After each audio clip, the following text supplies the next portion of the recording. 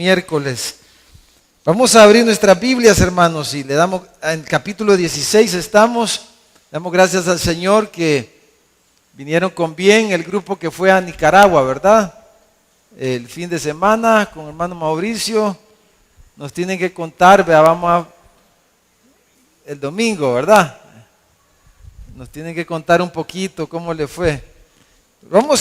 Fíjense, hermanos, que vamos a ver aquí el capítulo 16 y lo que vamos a hablar hoy, esta noche, hermanos, tiene que ver mucho con lo que hablamos el domingo, ¿verdad? Tiene que ver con el proceso que estamos, tiene que ver con lo que el hermano Josué acaba de orar y dijéramos, esa concurrencia realmente de cosas no obedece tanto a una planificación nuestra, así que dijéramos, lo hemos pensado todo bien, tan exactamente, ¿verdad? Que todo va coincidiendo. No, realmente no sería tirarnos flores, ¿verdad? De algo que no es así. Pero estas cosas creo que nos muestran una verdad y que creo que es un principio que podemos aprender esta noche de cómo las cosas concurren, ¿verdad? Yo creo que la mejor manera de saber y de discernir los tiempos, ¿verdad? Los tiempos de Dios en nuestras vidas, en lo que está ocurriendo, y a veces decimos, ¿será esta la voluntad del Señor o no será la voluntad del Señor? O si es el tiempo del Señor, porque a veces algo puede ser la voluntad del Señor, pero no es el tiempo, ¿verdad? Todavía, no es el momento, no es el tiempo de Dios.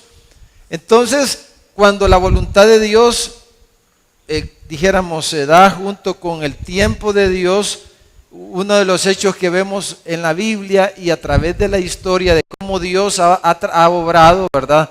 Es lo que le llaman algunos la concurrencia de circunstancias, la concurrencia de eventos o situaciones, ¿verdad? Que se dan en nuestra vida y de esa manera podemos discernir la voluntad de Dios, lo que Dios quiere para nosotros. Por ejemplo, voy a poner un ejemplo en la historia súper conocidísimo, cuando se inventó la imprenta. ¿Quién inventó la imprenta, hermanos? Gutenberg, ¿verdad? Ustedes son muy estudiosos. Gutenberg. ¿En qué año se inventó la imprenta? 1500, en la segunda parte del siglo XIV, ¿verdad? Del siglo XVI, 1500 y algo. ¿Y cuándo se dio la reforma protestante, como se conoce? A principios del siglo XVII, así fue, ¿verdad? 1600 y fraccioncita por ahí. Entonces, hermanos, cuando se da la reforma, uno de los hechos que dijéramos que marcó ese momento es que Martín Lutero, ¿verdad? Ese sacerdote en la Iglesia Católica, redescubrió, dijéramos, las Escrituras, ¿verdad? La Biblia. Y en ese momento la Iglesia cristiana se había desviado al punto de que los cultos que ahora conocemos que son las misas, ¿verdad? En el cristianismo católico. Entonces, las misas, imagínense, se daban ¿en qué idioma? En latín. Pero el latín, hermanos, no era el lenguaje del pueblo. La gente no hablaba latín, sino que hablaba otro idioma, el idioma vernáculo que se le llama, el idioma del pueblo. El latín era como un idioma refinado, dijéramos. Entonces la gente llegaba a la misa y se iba de la misa, ¿cómo? Igual, porque como dice la primera carta a los Corintios, ¿cómo va a decir tu hermano amén si no entiendes nada de lo que estás orando? ¿Verdad? ¿Cómo va a decir el hermano amén y cómo va a ser edificado si no entiende? Vas a ser como un metal que resuena, como un címbalo que resuena. Entonces, Dios, en el tiempo de Dios y en el plan de Dios, Él iba a darle nuevamente la palabra a toda la gente, ¿verdad? Pero hasta ese momento, hermanos, para que una copia de la Biblia se hiciera, tenía que un escriba, ¿verdad? Pasar muchas horas, días, años quizás, escribiendo, ¿verdad? en papiros y en esas cosas, y tenía que hacerlo a mano. Imagínense escribir toda, o sea que cada Biblia era una cosa que implicaba casi la vida de un hombre, ¿verdad? De un escriba que copiaba, y tenía que ser alguien fiel, que copiaba la palabra de Dios, pero en el reloj de Dios y en el plan de Dios, Él había determinado que su palabra le iba a llegar a toda la gente. Y entonces el descubrimiento de la imprenta, hermanos, es un hecho tan significativo en el plan de Dios, porque la imprenta permitió que ya no hubiera necesidad de escribas para reproducir la palabra de Dios, sino que Martín Lutero, imagínense cómo coinciden estas cosas. Martín Lutero es llamado por Dios, redescubre la palabra de Dios. Dios le pone el entendimiento de que la palabra debía de llegar a la gente, que cada persona debía de estudiar la palabra de Dios, ¿verdad? Y Dios había preparado todo para que eso se llevara a cabo, porque ya había una imprenta. Entonces Martín Lutero tradujo al alemán en primer lugar la Biblia, ¿verdad? Y entonces la imprenta permitió que la Biblia se reprodujera de una manera tan rápida y que llegara en el idioma de la gente a todas las personas. Entonces fíjese cómo concurrieron esas cosas para que este propósito de Dios se llevara a cabo. Lo mismo en los días de Jesús, ¿verdad? Como dice la carta a los Gálatas, en el cumplimiento del tiempo, ¿verdad? Jesús nació en el tiempo de Dios, en el reloj de Dios. Jesús nació en el tiempo preciso. Y cuando Jesús nace, el mundo conocido, dijéramos, había un solo lenguaje que dominaba, ¿verdad? La cultura griega dominaba, dijéramos, todo el mundo conocido. Era un idioma común. O sea que la transmisión del Evangelio, la transmisión de las enseñanzas de Jesús fue fácil en ese sentido para todo el mundo conocido, porque todos hablaban el mismo idioma. Y el Imperio Romano permitió, como dice el dicho, todos los caminos iban a Roma. El Imperio Romano había conquistado todo el mundo, y entonces no necesitaban visa. Y el libro de los Hechos que estamos estudiando, entonces vemos cómo Pablo, los equipos misionales se desplazaron por todo el Imperio Romano sin ninguna dificultad. Y se recuerdan un par de semanas atrás, y un poco la semana atrás mencionamos cómo Pablo escogió a sus colaboradores. ¿Se recuerdan? Que tenían que tener visa americana. No, ¿verdad? Eran ciudadanos romanos y eran judíos también. ¿Y eso por qué? Porque la ciudadanía romana permitía que ellos se desplazaran por todo el Imperio Romano sin ninguna dificultad. Era como tener una visa. Y entonces el gobierno romano y el tener todos los caminos también, ¿verdad? Que el Imperio Romano se distinguió también por eso, por tener buenos caminos, permitió que los hermanos y la iglesia se desplazara. Entonces, fíjese cómo todas estas cosas concurren. Pero lo mismo podemos pensar en nuestras vidas. Y no sé qué situaciones cada uno de nosotros estamos viviendo, pero hay hechos en nuestra vida, ¿verdad?, que vienen a nuestra vida en ciertos momentos, dificultades, diferentes situaciones. No sé, alguien que está estudiando termina una carrera, viene una prueba, una enfermedad, cualquier situación. Todas esas cosas que vienen a nuestra vida en este momento específico, entonces debemos de entender que nada ocurre de casualidad, sino que Dios, que tiene un propósito en todas las cosas, entonces está trayendo eventos y circunstancias a nuestra vida que nos está el Señor queriendo decir que es tiempo de X cosa, de tomar algunas decisiones quizás, de dar ciertos pasos, de que nos concentremos en ciertas actividades o que nos dediquemos a ciertas cosas. Y todos esos eventos a veces casi que nos obligan, ¿verdad?, y a veces uno no entiende, ¿verdad? Porque es un poquito, no, ¿verdad? No voy a decir la palabra, pero usted ya la está pensando quizás, un poquito orejón, vaya, digamos, nada más, ¿verdad? Y entonces uno no entiende lo que está el Señor quizás queriéndonos decir, pero Él está permitiendo las cosas, está facilitando las cosas o nos está empujando a ciertas cosas para que hagamos lo que Él quiere que hagamos. Porque es el tiempo de Dios para eso. Entonces, hermanos, estamos aquí, ¿verdad? En el capítulo 16, comenzando el segundo viaje de Pablo. Y estamos viendo, hermanos, cómo el evangelio se llevó hasta lo último de la tierra. Cómo Pablo formó su equipo misional que le permitió llevar la palabra a todo el imperio romano y más allá de Roma, más allá de España. Cómo Pablo llevó el evangelio y cumplió, ¿verdad? Llevó a cabo el mandato de nuestro Señor que les dijo que hicieran discípulos hasta los confines de la tierra, que hicieran discípulos a todas las naciones.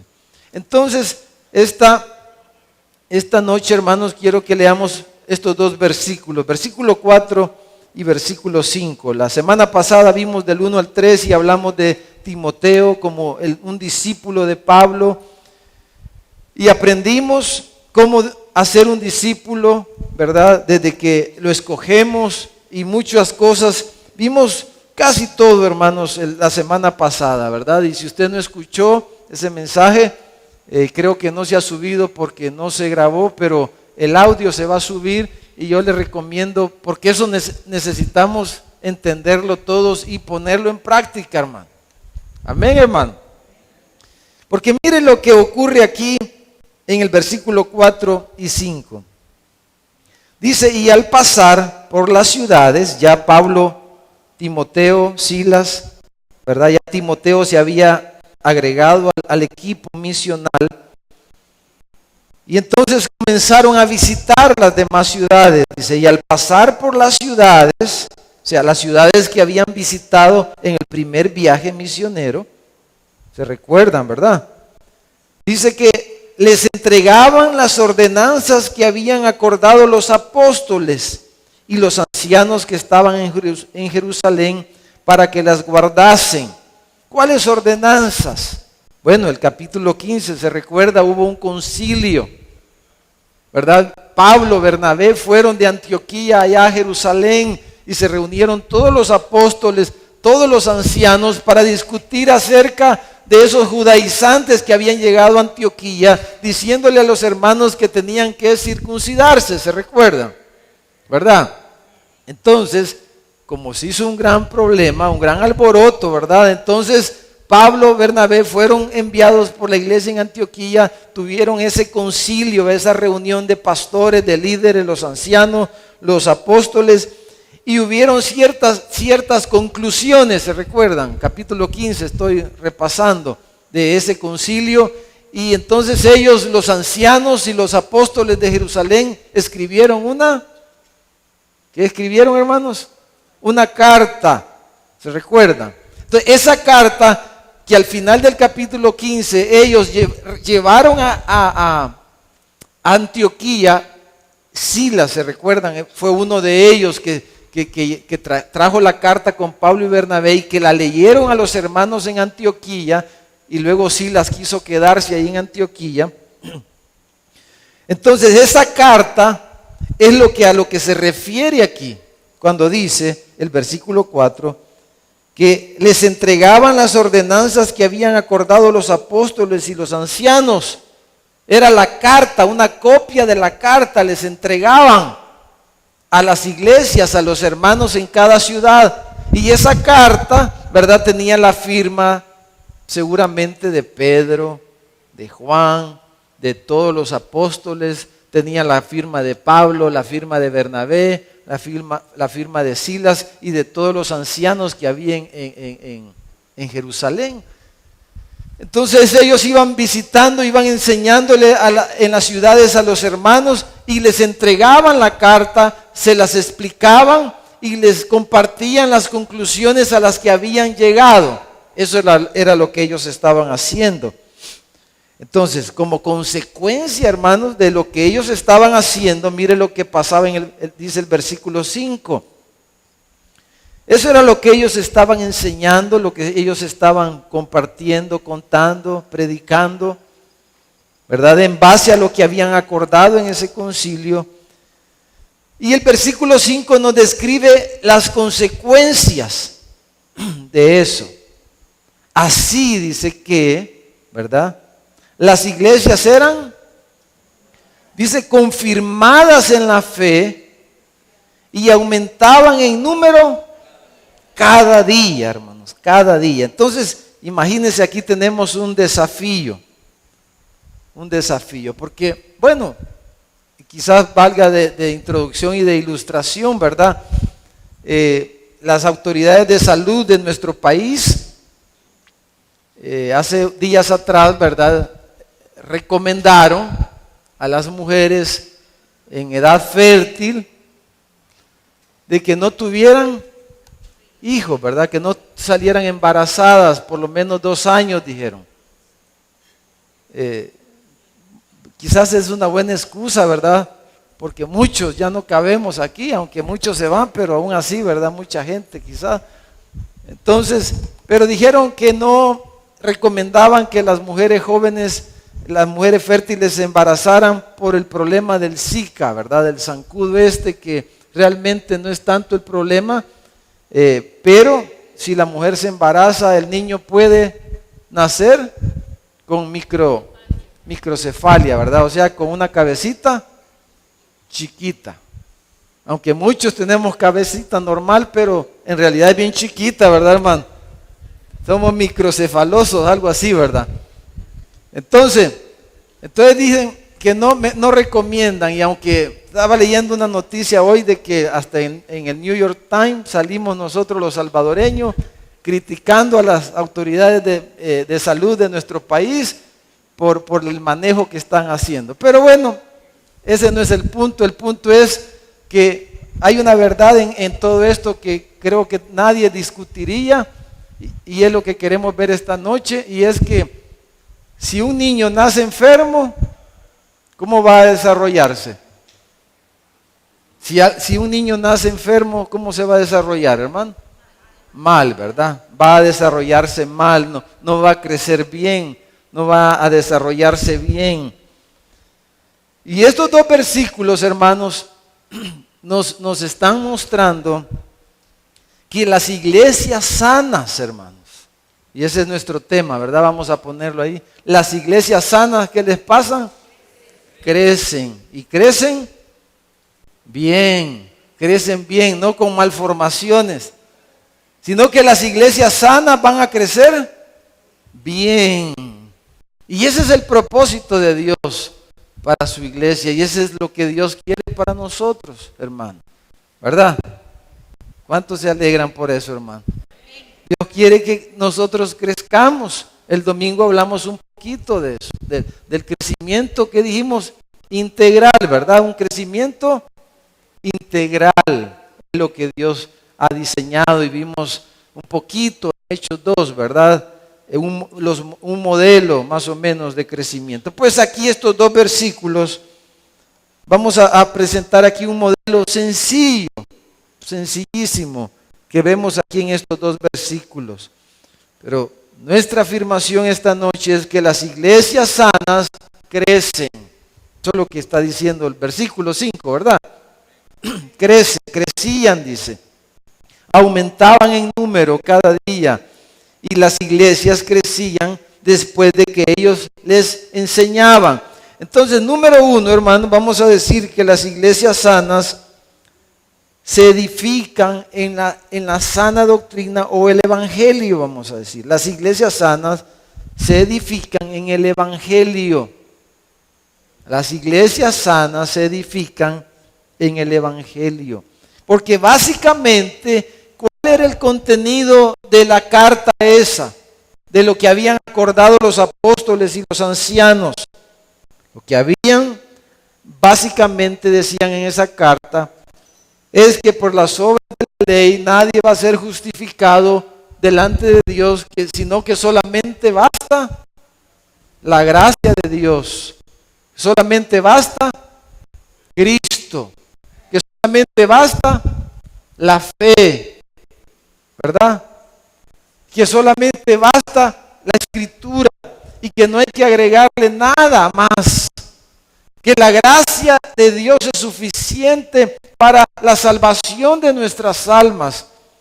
En otras palabras, el Evangelio, la sana doctrina es el Evangelio, ¿verdad? Esa es la sana doctrina, dijimos también varias semanas atrás. Entonces, cuando una iglesia se fundamenta, se edifica y se pone ese fundamento de la gracia de Dios, de lo que es el Evangelio, hermanos, entonces la iglesia va a crecer de una manera saludable cuando se alimenta la iglesia de la sana doctrina o dijéramos del Evangelio. ¿Están conmigo, hermano? Ahora, quiero que vean ahí en el versículo 4, hay una palabra ahí clave, ¿verdad? Y es la palabra, les entregaban, ¿qué dice, hermanos? Las ordenanzas.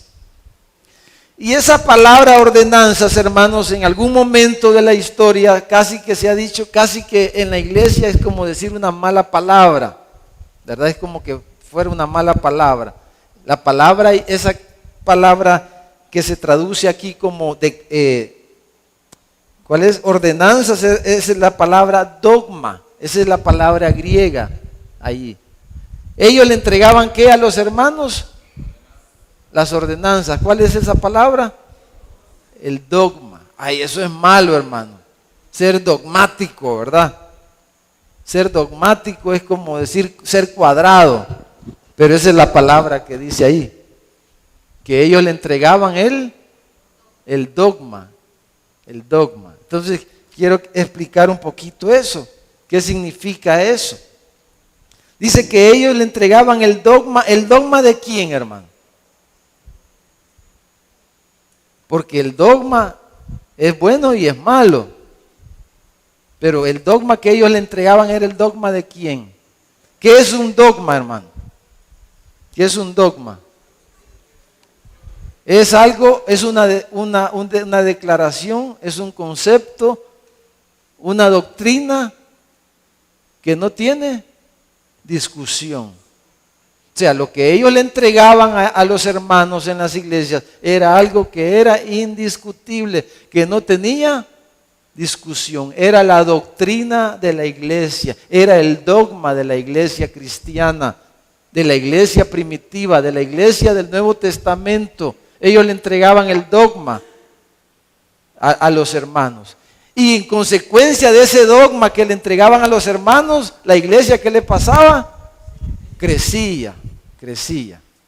¿Están conmigo, hermano? Entonces, el dogma, hermanos, ¿de quién era el dogma ese? ¿El dogma de quién era? ¿Ah? De los apóstoles. Era el dogma de los apóstoles. Era lo que quienes habían acordado eso. Los apóstoles, los ancianos de la iglesia de Antioquía, de Jerusalén principalmente. Entonces, hermanos, era el dogma apostólico, el dogma de los apóstoles. O sea, el dogma es una opinión firme, es un juicio. Por eso dice, era un decreto, dice otra, era una ordenanza. Es como cuando el alcalde, la alcaldía pone una ordenanza o el gobierno central pone un impuesto. Aunque no le guste, pero eso no se discute. Ya están pagando, ¿verdad? Cuando ustedes que usan celular, ¿verdad, hermano? Entonces ya estamos pagando, eso no se discute. Ya es una ley, es un dogma, es un decreto. Pero este era el decreto, era un dogma apostólico, era el dogma de los apóstoles. Era la doctrina de los apóstoles. Mire, leamos aquí en Efesios. Acompáñenme a leer Efesios Vamos a buscar Efesios capítulo 2, porque Pablo habla de esto aquí. Efesios capítulo 2, vamos a buscarlo. Efesios capítulo 2, versículo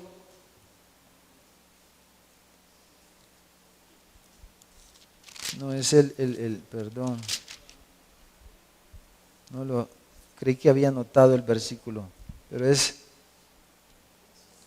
15, ¿verdad? No, es cuando habla de los ministerios, es el versículo 11, que dice que edificado sobre el fundamento de los apóstoles y profetas. ¿Ah? 20. No. Perdón, hermanos, que. ¿Cuál es? 2:20. Ay, gracias. Sí, aquí está. Dice, ahora son ustedes, dice el versículo 19, termina, dice, la familia de Dios, edificados, dice, sobre el fundamento de los apóstoles y profetas, siendo la principal piedra del ángulo Jesucristo. O sea, Pablo le está diciendo a los efesios, a los de Éfeso, a los hermanos en Éfeso, que la iglesia tiene que ser edificada sobre ese fundamento. ¿Cuál fundamento? Cristo es el fundamento, sí, Él es la roca principal, de Él se trata el fundamento, pero el asunto es que ese fundamento es el dogma de los apóstoles, es el fundamento de los apóstoles y profetas, o sea, es la doctrina del Nuevo Testamento, es la doctrina de la gracia, es el evangelio. Eso era lo que ellos les estaban dando a las iglesias, a los hermanos. Esa era la enseñanza que estaba dando Pablo y su equipo misional cuando iban a las iglesias y les ministraban la palabra. Lo que ellos estaban poniendo en las iglesias era el fundamento. Y cuando se pone este fundamento, la iglesia va a crecer sana. Cuando ponemos este fundamento, la iglesia va a crecer sana. Porque ese dogma, hermanos, de los apóstoles, ese fundamento de los apóstoles y profetas, o sea, eso no tiene discusión. Es lo que todos los apóstoles delante de Dios dijeron, esto es la voluntad de Dios, esta es la verdad de Dios, esta es la verdad, esta es la revelación de Dios para nosotros, para la iglesia. Y todos estuvieron de acuerdo en eso, y eso era lo que ellos le enseñaban a las iglesias. Entonces, era la revelación de Dios a través de los apóstoles y profetas, sobre la cual la iglesia debía de ser edificada. Ahora, fíjese, hermanos, aquí podemos aprender otra cosa, y es que la doctrina en la iglesia, hermanos, es una responsabilidad pastoral. La doctrina en la iglesia, nosotros no vamos a inventar una doctrina, porque si alguien ya está inventando una doctrina nueva, entonces ese no es el evangelio. Los pastores no tenemos que inventar ninguna doctrina, ningún cuento de hadas nuevo, ¿verdad? Solo ya una mente hinchada, como dice la Escritura. Pero ya los pastores no tenemos, la iglesia no tiene que estar inventando doctrinas nuevas, porque ya la doctrina, el dogma ya está puesto. ¿Es el dogma de quién?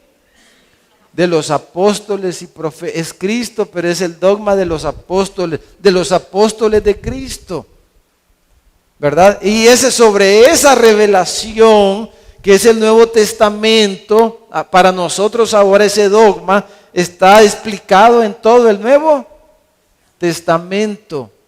La doctrina de los apóstoles y profetas, la revelación de Dios que vino a través de los apóstoles y profetas. Si sale otro apóstol diciendo que tuvo una revelación nueva, entonces ¿qué vamos a decir? Mentiroso, anatema, ¿verdad? llámese como se llame, porque han salido varios, ¿verdad? En este tiempo atrás. John Smith es un ejemplo, ¿verdad? Que dijo que se había encontrado con el ángel Moroni, ¿verdad? Y escribió otro libro, el libro del Mormón, que lo pone a la par de la Biblia. Y entonces dice que tuvo una revelación a través de un ángel. Pero no solamente él, en la iglesia evangélica hoy día, y han habido un montón, ¿verdad?, que salen y dicen que han tenido una revelación. Y los pastores muchas veces desde los púlpitos predican como diciendo, Dios me ha dicho a mí. Y aquí ya no se trata de Dios me ha dicho a mí. Dios le dijo ¿a quién? A los apóstoles y profetas. A ellos les dijo. Y ellos definieron el dogma, el fundamento, es lo sólido. O sea, no vamos a estar inventando, alguien va a venir a inventar la rueda como decimos, sino que ya el fundamento ya está puesto. Es la revelación que Cristo le dio a los apóstoles y profetas. Entonces, ese fundamento es lo que el evangelio, es lo que ellos estaban dándole a las iglesias cuando en este segundo viaje. Era la doctrina de la gracia, era el evangelio. Entonces, establecer doctrina en la iglesia, hermanos, es una responsabilidad pastoral. Por eso es que la carta a los Hebreos capítulo 13, versículo 7 dice, acordaos de vuestros pastores. ¿Y qué vamos a acordar de nuestros pastores? Ay, es que los pastores eran bien chéveres, hermano, bien buena gente los pastores. Gloria a Dios, y los pastores son buena gente, somos buena gente. Pero ese no es el punto, ¿verdad? ¿Qué tan simpáticos somos los pastores? El Señor no nos va a decir cuando lleguemos delante de Él si fuimos tan simpáticos, hermano, que bueno, hay que hacer la cacha, ¿verdad?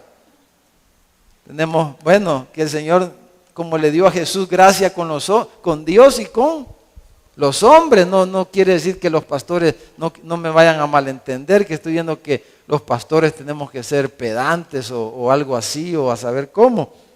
Pero el punto no es ese.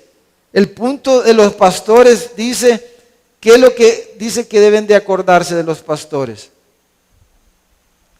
El versículo 7 de Hebreos 13 que estoy leyendo. Dice que os hablaron la palabra de Dios. Entonces dice, considerad cuál haya sido el resultado de su conducta e imiten su fe. O sea, lo que está diciendo es, ¿qué les enseñaron? Eso, cuando recuerden a sus pastores, recuerden lo que ellos les han enseñado. Todo lo demás, hermanos, es humo. Todo lo demás que podamos hacer como pastores por la iglesia es humo.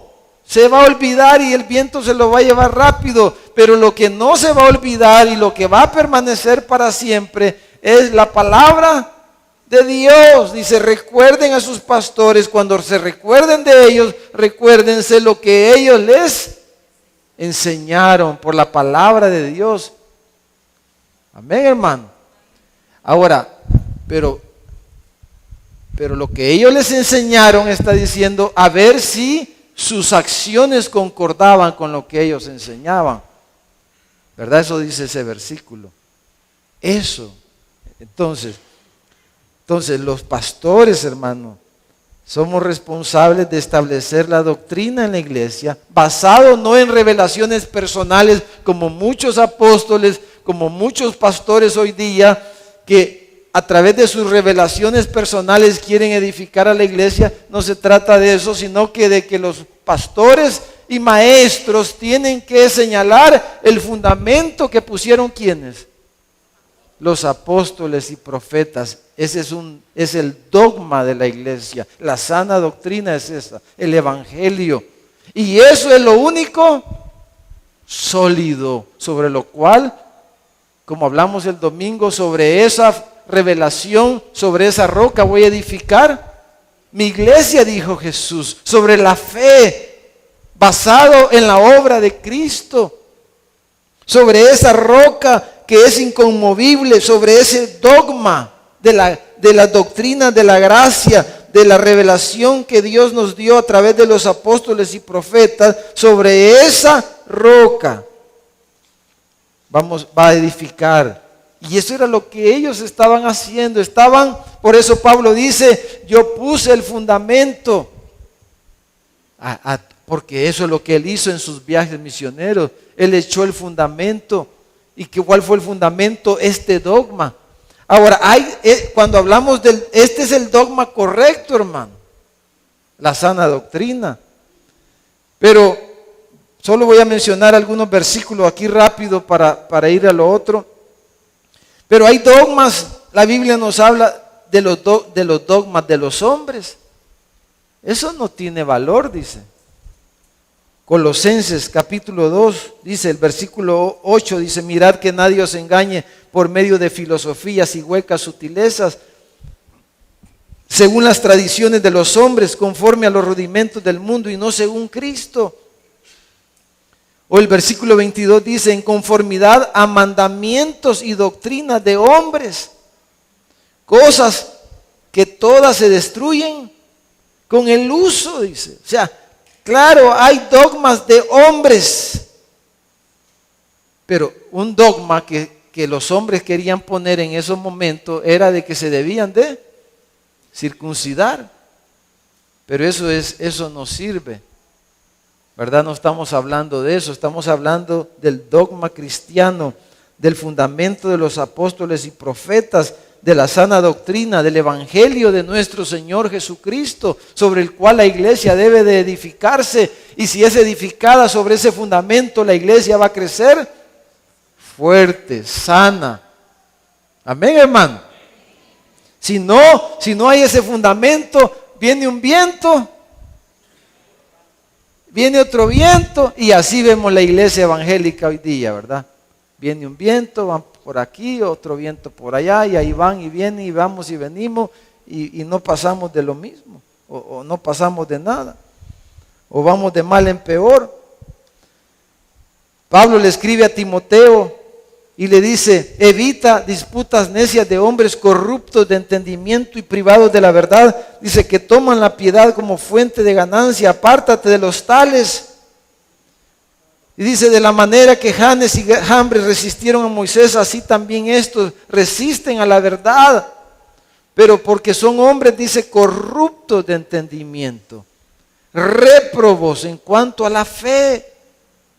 No, ese es el problema. Pero hermanos, veamos ahora el versículo 5, ¿verdad? Estamos hablando del versículo 4. Ahora veamos el versículo 5. Entonces el versículo 5, hermano, nos presenta, dijéramos, dos áreas de crecimiento. La vamos a poner de una vez ahí en la pantalla, las dos, para aprovechar. Quiero con la ayuda del Señor dejar, aunque sea unos minutos, para que oremos un rato y que el Señor nos ayude, ¿verdad, hermano? Pero mire, la iglesia dice crecían. Las iglesias sanas, hermanos, ¿crecen en qué? En la fe. Y número 2, crecen misionalmente. Crecen en la fe y crecen misionalmente. Son las dos cosas que vemos en el versículo 5. Dice, las iglesias eran confirmadas en la fe. Y número 2, aumentaban en número cada día. Vamos a decir, hermanos, que las iglesias sanas crecen hacia adentro y crecen hacia afuera. Crecían en la fe hacia adentro. Ya vamos a explicar un poquito. Pero crecían también hacia afuera. Crecían adentro de las 4 paredes de la iglesia, pero crecían hacia afuera de las 4 paredes de la iglesia, ¿verdad? Entonces necesitamos una iglesia que está creciendo sanamente, ha de crecer en ambas direcciones, hacia adentro y hacia afuera. No puede crecer hacia afuera mucho si no vamos a crecer hacia adentro también. Necesitamos crecer en las dos direcciones, hacia adentro y hacia afuera. Algunos le llaman al crecimiento hacia adentro un crecimiento orgánico. O sea, un desarrollo interno de la comunidad de fe. Un fortalecimiento de la comunión entre los miembros de la iglesia. Producto de una salud espiritual en la palabra. Crecer en la comunión y en la práctica cristiana como una comunidad de fe. A todo eso se refiere que eran, dice, establecidas, confirmadas en la fe. La palabra confirmar, hermanos, quiere decir que eran afirmadas, o sea, de una manera sólida, o sea, de una forma dura, pudiéramos, firme, sólida. Eso quiere decir que eran confirmadas, o sea, que eran como cuando un árbol, lo que quiere decir es como un árbol, ¿verdad?, que echa raíces profundas y se arraiga bien al suelo. Eso es lo que estaba pasando con la iglesia, que estaban confirmadas, o sea, estaban arraigadas profundamente en la fe, en la vida cristiana, en la vida de la iglesia. Eso es lo que está diciendo aquí, que las iglesias crecían hacia adentro, profundizaban en la palabra de Dios, crecían en la comunión, crecían en la adoración, crecían en la oración, crecían en la vida de la iglesia. Lo que hablamos un poquito el domingo, ¿verdad? Eso quiere decir, todo eso quiere decir que crecían que eran afirmadas en la fe. Y dice que ellos, y dice al final del versículo 4 que lo que ellos les enseñaban, dice que los exhortaban para que las guardasen ese dogma. O sea que fueran vigilantes, que quiere decir también que caminaran en estas cosas, que vivieran, que practicaran, que no solamente escucharan. Pero la iglesia se desarrollaba en todos estos ámbitos que tiene que ver con confirmación, con establecimiento en la fe del Señor Jesucristo. Pero por ejemplo, un hermano que casi no se congrega, ¿cómo está su vida espiritual, hermano? ¿Cómo estarán esas raíces? Peligroso, viene un huracancito y el árbol se va a ir. ¿Han visto? ¿Verdad? Se va a ir. No está. Un hermano que casi no se relaciona con los hermanos, como decíamos, no va a un grupo pequeño, no se mete con nadie, porque no quiere tener problemas. Entonces, ¿cómo va a crecer una persona así? No va a crecer. Alguien que dice que él en el YouTube, ¿verdad?, o en la televisión va a recibir el sermón. Está bien, hay días que, ¿verdad?, que galán, que es alguien vivo, ¿verdad?, la prédica y uno la escucha en la casa porque estaba enfermo y no pudo venir al culto. Pero así no va a crecer la iglesia. Así no va a crecer una persona congregándose salteada, ¿verdad? No desarrollándose en todos estos aspectos que tienen que ver con la fe, la comunión, la adoración, la oración y todos estos aspectos que hemos mencionado. Entonces, por eso mire Pedro en el segundo carta de Pedro en el capítulo 1 versículo 12.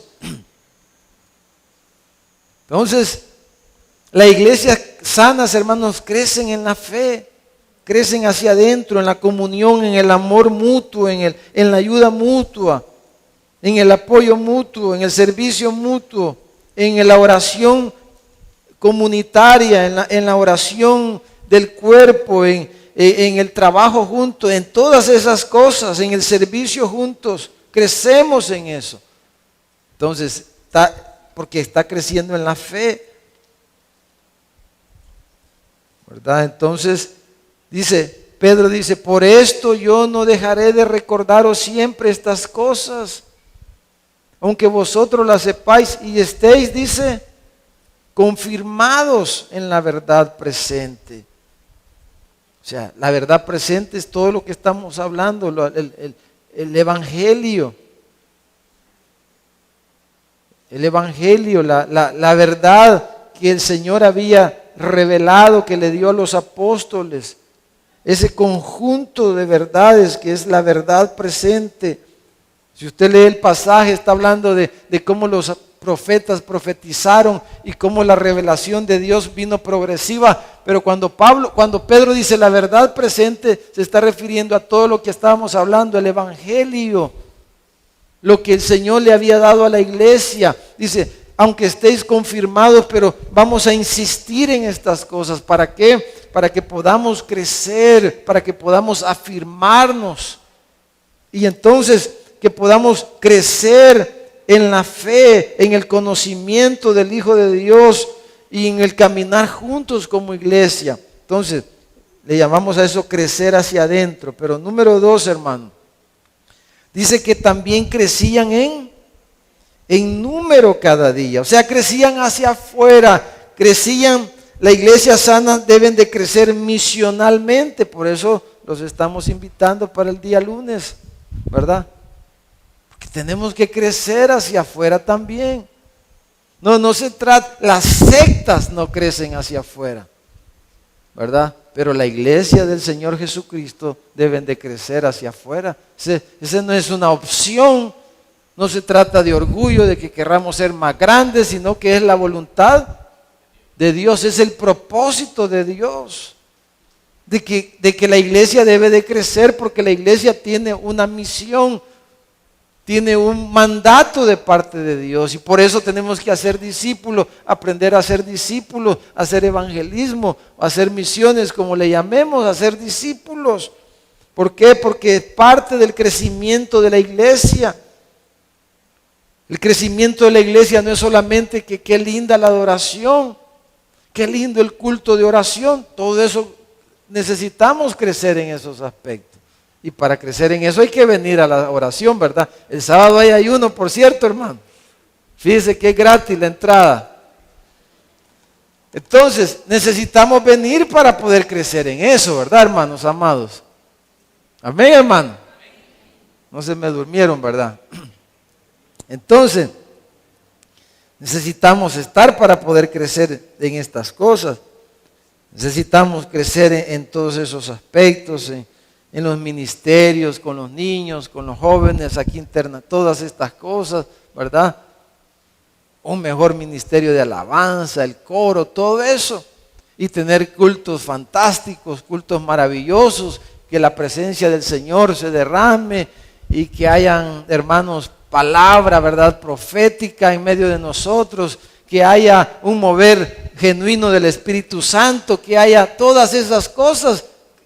Crecer en la fe, pero también al mismo tiempo necesitamos crecer hacia afuera. Crecía, dice, cada día, y ahí cada día quiere decir 24 horas. Cada 24 horas quiere decir, se agregaba alguien a la iglesia, a las iglesias. Sí, que las iglesias, dice, crecían en número cada día. Entonces, un crecimiento, hermanos, misional, un crecimiento diaconal, o sea, de servicio. El servicio que la iglesia le rinde al mundo. O sea, es un crecimiento en credibilidad de la iglesia, en autenticidad. Usted le habla a la gente ya en nuestro país que está ya evangelizado prácticamente un 100% nuestro país. Usted le habla a cualquier persona y ya sabe lo que usted le va a decir. Cualquier persona que usted le hable aquí en nuestro país le va a decir, y muy probablemente de 10 personas que le hablen, quizás 7 u 8 le van a decir que ya estuvieron en alguna iglesia o que ya visitaron alguna iglesia. Pero ¿qué va a decir muchas de esas gentes? Yo constantemente cuando platico con alguien y les hablo, casi siempre me sale alguien que me dice que ya estuvo en la iglesia. y que no quiere saber de iglesia. Imagínense, no quiere saber de iglesia. No quiere saber de iglesias evangélicas. ¿Por qué? Porque no hemos crecido en credibilidad y en autenticidad. No, ese es crecimiento hacia afuera, crecer en credibilidad y autenticidad. Entonces va a haber crecimiento numérico, como vemos en Hechos 2, como vemos aquí. La gente dice, los hermanos tenían una gran credibilidad con la gente del pueblo, dice. Hasta tenían temor. La gente se miraba atraída. Entonces el crecimiento numérico es la consecuencia, hermanos, del cumplimiento del mandato de la Gran Comisión, ¿verdad? De hacer discípulos, porque no es automático, no, es que hay que hacer discípulos para que la iglesia añada cada día nuevos miembros. Pero hermano, ¿cuánta necesidad hay en nuestro país? Y comencemos, hermanos, con ese montón de hermanos. Usted está aquí un día miércoles, gloria a Dios. Pero comencemos, usted sabe, más de algunos, usted conoce, hermanos, o algunos que han estado con nosotros, otros que dicen que están aquí o pertenecen a nuestra iglesia, pero pocos se congregan, y usted conoce a varios de ellos. Usted tiene ahí una tarea que hacer. Amén, hermano. ¿Ya le vino alguien una carita? ¿Ah? Ya le vino, ¿verdad? Usted tiene un mandato con esas personas. Usted tiene una tarea con esas personas. Porque ¿cómo está esa persona? Por las razones que sean, tenemos un trabajo que hacer con esas personas. Porque hermanos, si no se congrega, lo que es lo básico, ¿cómo va a crecer en la fe una persona? ¿Verdad? No va a crecer. Y claro, si es una vida de Dios, como sea, el Señor la va a traer, pero a lo mejor nos pueda usar a nosotros para que no sea tan dramático como vuelva a la iglesia, hermano. ¿Verdad? Entonces tenemos ahí una tarea enorme ya con solo eso. Y luego todo el montón de gente que ha estado en alguna iglesia y que hoy día no se congrega y no quieren saber nada. Hay que reevangelizar, hay que explicarles bien el dogma cristiano, la doctrina cristiana, el evangelio, lo que es la gracia de Dios. Entonces, hermanos, crecer hacia afuera es crecer en testimonio cristiano. Crecer en testimonio, en credibilidad cristiano. ¿Qué piensan los vecinos de nosotros? ¿Qué piensan sus vecinos de usted? Si han oído que nos gritamos, hermano, han oído los cacerolazos. A todos quizás nos ha pasado. Pero, ¿cómo estamos? ¿Qué piensan los vecinos de nosotros? ¿Estamos creciendo en testimonio cristiano? ¿O le debemos a la señora la tienda en la colonia, hermano? Y no le hemos pagado. Estamos ahí clasificados en DICOM. ¿Ah? O estamos fichados, hermano. Como mala paga. O mala leche, como dicen. Crecer hacia afuera es crecer en testimonio cristiano. Amén, hermano. Pero si usted no tiene una buena relación con sus vecinos para comenzar, o su familia, el tío, la abuela, lo que sea, tenemos que trabajar. Esta noche, hermanos, pídale al Señor, dígale: Señor, esto está duro, está difícil, pero Señor, estoy dispuesto. Señor, no puedo seguir de esta misma forma porque tú quieres que crezca hacia. Tengo que crecer en testimonio cristiano. Tenemos que crecer, hermano, en impacto a las comunidades, a la gente, en servicio, en servicio a la comunidad, como sea, en recoger la basura, cualquier manera de servicio, hermanos, a la comunidad. en pintar los arbolitos de blanco, en limpiar las aceras, en pintar de blanco la acera o cualquier cosa. ¿Cómo podemos crecer en impactar nuestra comunidad, la gente que nos rodea? Esa es otra cosa. Y algo más que quisiera mencionar de crecer hacia afuera es, hermano, crecer en transformación social. O sea, si hablamos de testimonio cristiano, de impacto a la comunidad, de transformación social como producto de la obra de la iglesia, del testimonio de la iglesia, del crecimiento de la iglesia estamos como, hermano, en El Salvador, enanos.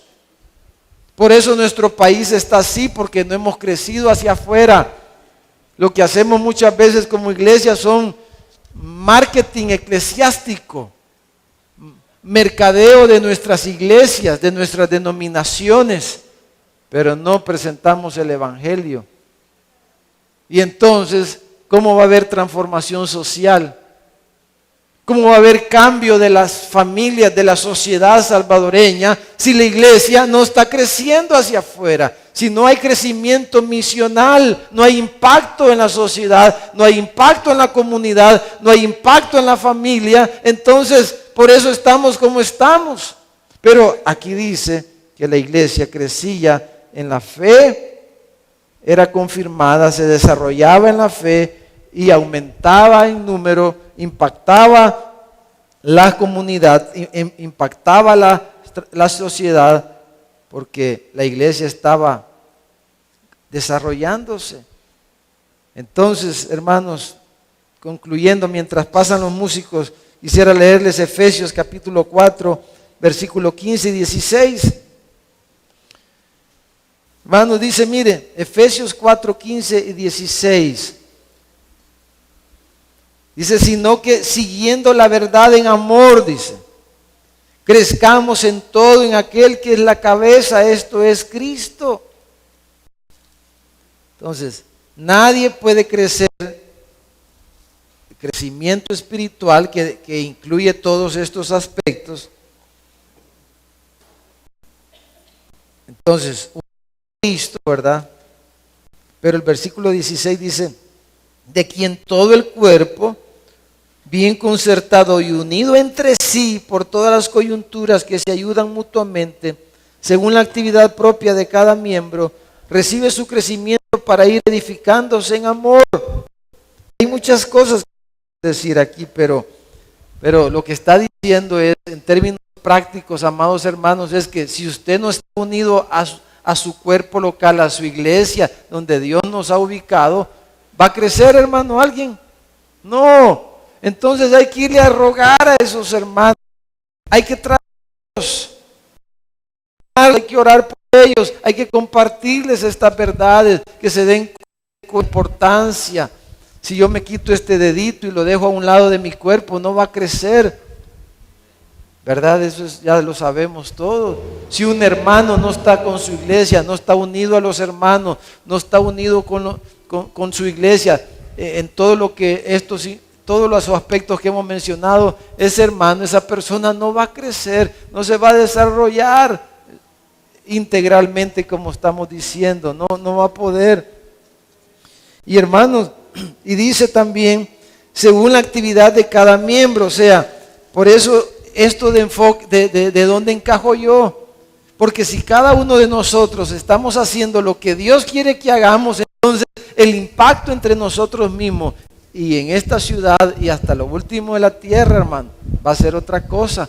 Pero si muchos de nosotros solo estamos sentaditos, no estamos funcionando según la actividad de cada miembro, de cada hermano, según los dones, las capacidades y lo que Dios nos ha dado a cada uno, si no estamos funcionando, entonces no va a haber el desarrollo que Dios quiere que haga. Pero si cada uno de nosotros estamos haciendo lo que Dios quiere que hagamos y estamos trabajando juntos y estamos edificándonos juntos, entonces la iglesia va a crecer. Eso es lo que está diciendo. Claro, todo esto unida a Cristo, dice, que es nuestra cabeza.